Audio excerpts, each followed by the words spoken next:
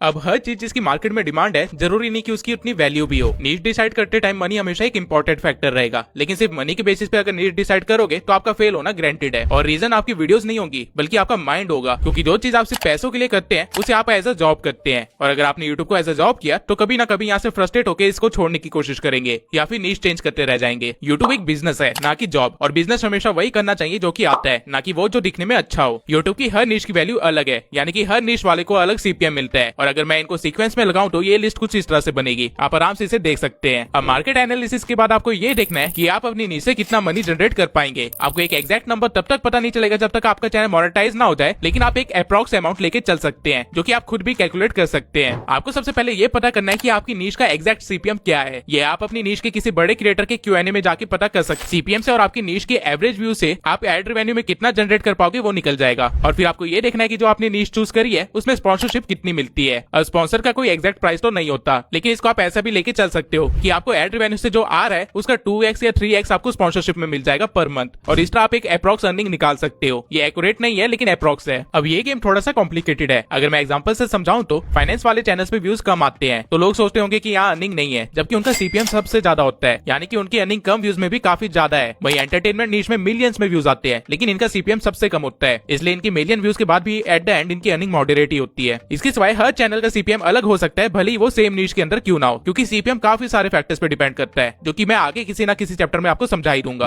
अभी के लिए आप ये देखिए कि मैंने प्रीवियस सभी स्टेप्स को फॉलो करके ये सोचा था कि मूवी एक्सप्लेनेशन नीश में घुसूंगा, लेकिन मूवी एक्सप्लेनेशन एंटरटेनमेंट कैटेगरी में आएगी और इसका सीपीएम कम मिलेगा। इसके सिवाय इस नीश में स्पॉन्सरशिप भी ज्यादा नहीं आएंगी, तो मैं इस नीश को चूज नहीं करूंगा क्योंकि मनी वाले फैक्टर में ये नीश फेल हो गई है। अब मैं दोबारा से स्टेप 1 पे जाऊंगा और सारे स्टेप्स को फिर से फॉलो करूंगा, और जब मुझे कोई ऐसा टॉपिक या सब टॉपिक मिल जाएगा जो इन तीनों सर्कल्स के अंदर फिट हो तो मैं उसे एज अपनी नीश चूज कर लूंगा। अब वैसे तो इतने में आपकी नीश डिसाइड हो जाएगी, लेकिन अब एज अ क्रिएटर चीजों को ना देखते हुए एज अ बिजनेसमैन भी चीजों को देखते हैं।